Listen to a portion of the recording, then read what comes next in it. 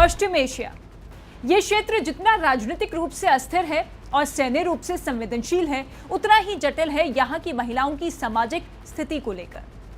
लेकिन सबसे दिलचस्प और विरोधाभासी पहलू यह है कि इस क्षेत्र के दो सबसे चर्चित देश ईरान और इजराइल, दोनों में महिलाओं की स्थिति एक दूसरे से बिल्कुल अलग है। एक और ईरान की महिलाएं बुर्का पहनकर दुश्मनों की आंखों में आंखें डालकर कह रही हैं, हमसे टकराओगे तो मिट जाओगे। तो दूसरी ओर इजराइल की महिलाएं बिना गोली चलाए, बिना जंग लड़े दुश्मन के राज उगलवा रही हैं, बस एक मुस्कान और पूरा सिस्टम हैक करके। ये कोई फिल्म नहीं, रियल लाइफ ऑपरेशन है, जहां महिलाएं हैं सेंटर स्टेज पर, कोई हथियार लेकर तो कोई दिल लेकर मैदान में। आइए आपको बताते हैं कि जब दुनिया की सबसे सख्त हिजाब पॉलिसी और सबसे चालाक हनी ट्रैप स्कीम आमने सामने आती है तो कौन जीतता है, बुर्के वाली बहादुरी या हसीन जासूसी। ईरान की फाइटर महिलाएं बुर्के के पीछे छिपा पराक्रम। ईरान, जिसे पश्चिमी मीडिया अक्सर एक कट्टर इस्लामी मुल्क के तौर पर दिखाता है, आज उसी देश की महिलाएं सिर्फ पीड़िता नहीं बल्कि फ्रंटलाइन फाइटर और सैन्य रणनीतिकार बन चुकी हैं।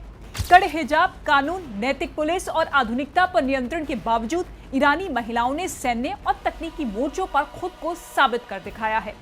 सेना और रिवोल्यूशनरी गार्ड्स में उनकी भागीदारी बढ़ी है।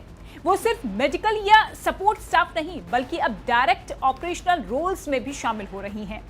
बुर्का पहनकर ईरानी महिलाएं खुद को व्हील्ड वॉरियर्स के रूप में पेश कर रही हैं, जो सड़कों पर गाइडेंस, पेट्रोल और सरकारी एजेंसियों का सामना करती है। ईरानी महिलाओं की नई भूमिका अब ड्रोन संचालन में है, साइबर वॉरफेयर, इंटेलिजेंस और जासूसी मिशन, इसके साथ ही फिजिकल कॉम्बैट ट्रेनिंग, शूटिंग और हथियारों की ट्रेनिंग में भी है। वहीं इजराइल में महिलाओं की स्थिति की बात की जाए तो ये एक जटिल तस्वीर पेश करती है। इजराइल का एक बड़ा ऑर्थोडॉक्स यहूदी समुदाय से आता है। यहाँ महिलाएं आज धार्मिक रीति रिवाजों के आधार पर कई गतिविधियों से दूर रखी जाती हैं।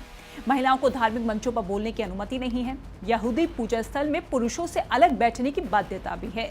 साथ ही पब्लिक ट्रांसपोर्ट में महिलाओं के लिए अलग सीटें, ये परंपरा आज भी कई कट्टर इलाकों में लागू है। इसके अलावा इजराइल में महिलाओं की धार्मिक एडवर्टीजमेंट या पोस्टर्स में तस्वीरें नहीं लगाई जाती है, उन्हें अश्लीलता से जोड़ा जाता है।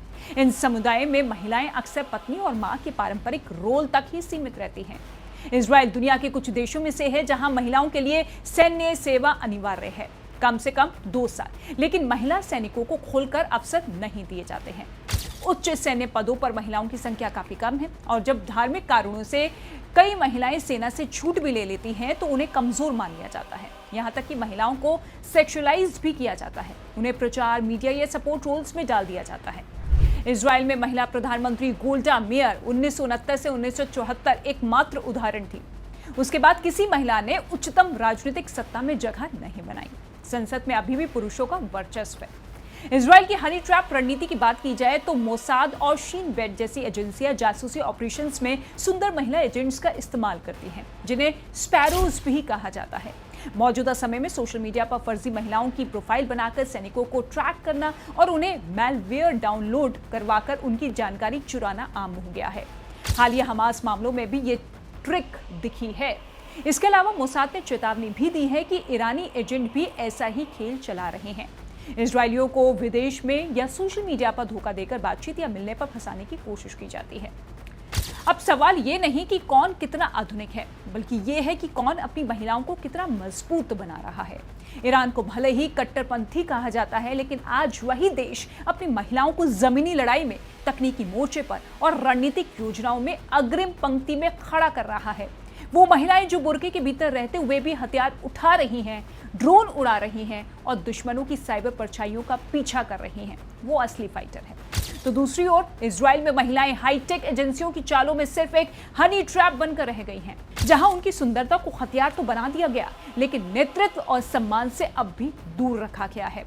ईरान की महिलाएं अब पर्दे के पीछे नहीं, पॉलिसी और पावर के बीच खड़ी है और यही बदलाव उन्हें मोहरा नहीं, मुकाबिल बनाता है। क्योंकि असली तरक्की वो नहीं जो दिखे, असली तरक्की वो जो दुश्मन की जड़ें हिला दे, चाहे बुर्के में हो या फिर ब्रेन में।